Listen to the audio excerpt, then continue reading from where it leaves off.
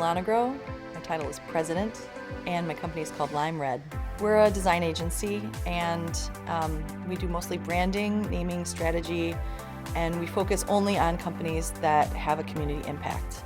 The agency model is totally changing, which is good. Like, I love when things change because then you can reinvent stuff. And we've seen a lot of different situations in the last 15 years. The last few years have been kind of weird because I think a lot of agencies are getting really small and niche, which they should be, and we are.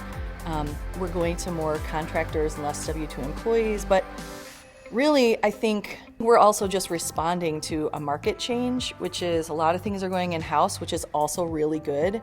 And I think people are looking for agencies to be more thought leaders or more just facilitators, facilitating conversation and sort of guide an internal team, which is what we do anyway.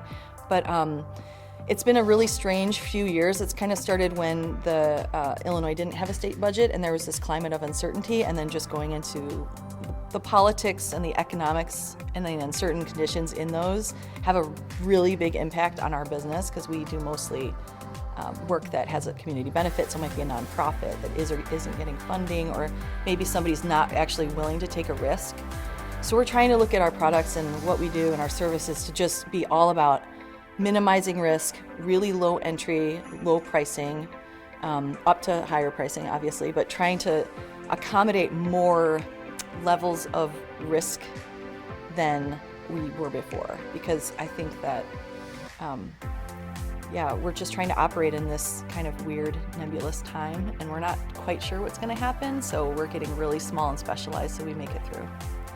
I went one time a few years ago, we really needed to win some work. Like, you know how it is, it's the thing, and we were going to win this work and I turned it down.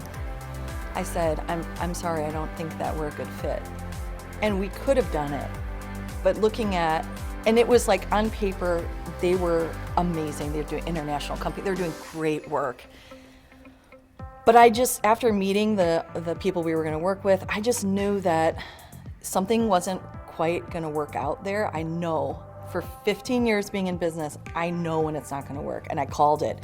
And they were like, are you insane? We need to win this. Like, we have to win this work.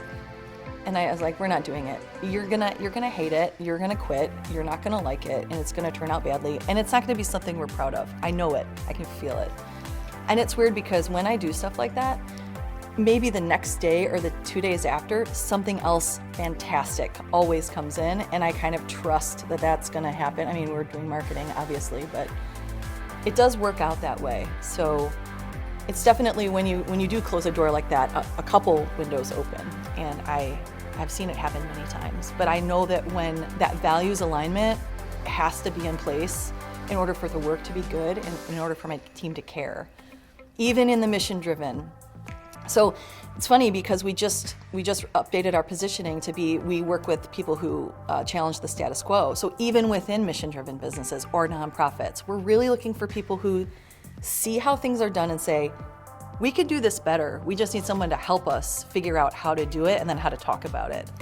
And even that's even smaller piece of the mission-driven space that I think is really valuable.